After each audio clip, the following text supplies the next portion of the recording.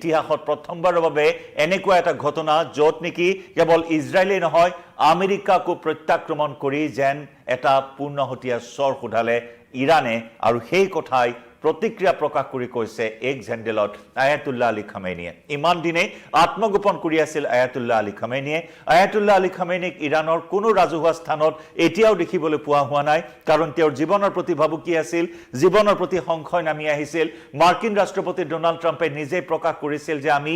Khamenei coat আছে জানো Khamenei coat লুকাই আছে জানো যেতিয়া ইচ্ছা তেতিয়াই আমি হত্যা কৰিব পাৰো খামেনিক মাৰ্কিন ৰাষ্ট্ৰপতি ডোনাল্ড ট্ৰাম্পৰ সেই মন্তব্যৰ পাছতে এক প্ৰকাৰ তুলপাৰ লাগিছিল আৰু তাৰ পিছতে গোপন স্থানত থাকি আয়াতুল্লাহ আলী খামেনিয়ে সামৰিক বাহিনীক ইৰানৰ সেনাক ফ্ৰী হ্যান্ড প্ৰদান কৰিছিল পূৰ্ণ কৰ্তৃত্ব প্ৰদান কৰিছিল ইজৰাইল আক্ৰমণ কৰিবলৈ আমেৰিকা আক্ৰমণ কৰিবলৈ আৰু তাৰ পিছত ইৰানৰ সেনাই যি পৰাক্ৰম দেখুৱালে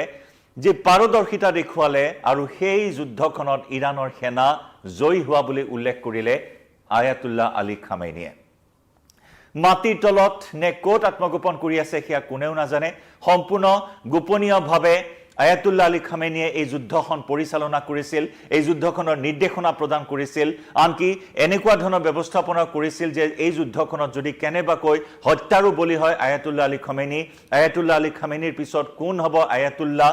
কোন হ'ব ধৰ্মীয় নেতা সেই নামো ইতিমধ্যে নিৰ্বাচিত কৰি ৰাখিছিল লগতে সেনাক নিৰ্দেশ দি ৰাখিছিল যে কোট কেনেদৰে আক্ৰমণ কৰিব লাগিব আৰু সেই মৰ্মে ইৰানৰ সেনাই এই যুদ্ধখনত জয়ী হোৱা বুলি তেওঁ উল্লেখ কৰে আৰু তাৰ পিছত যুদ্ধবিৰতি হোৱাৰ পিছতে দেখিবলৈ পোৱা হৈছিল তেহৰানত ৰাজপথলৈ ইৰানৰ জনতা ওলাই আহি বিজয় উৎসৱ পালন কৰিছিল কেৱল ইৰানতে নহয় মধ্যপ্ৰাচ্যৰ বিভিন্ন দেশত ৰাজপথলৈ ওলাই আহি জনতাই ইৰানৰ বিজয় উদযাপন কৰা পৰিলক্ষিত হৈছিল ইজৰাইল সামৰিক দিশত অত্যন্ত শক্তিশালী এখন দেশ সেই ইজৰাইলে মধ্যপ্ৰাচ্যৰ পূৰ্বৰ যিসমূহ সংঘাত আছিল আৰবৰ লগত যিসমূহ সংঘাত আছিল সেই সংঘাতত কেতিয়াও পৰাজয় বৰণ কৰাৰ কোনো নজিৰ নাই আৰু সেই ইজৰাইলে যেন এক প্ৰকাৰ বৈশ্যতা স্বীকাৰ কৰিবলগীয়া হ'ল ইৰানৰ সন্মুখত ইৰানে ক্ষেপণাস্ত্ৰ আক্ৰমণেৰে যেনেদৰে ধ্বংসলীলা চলালে আৰু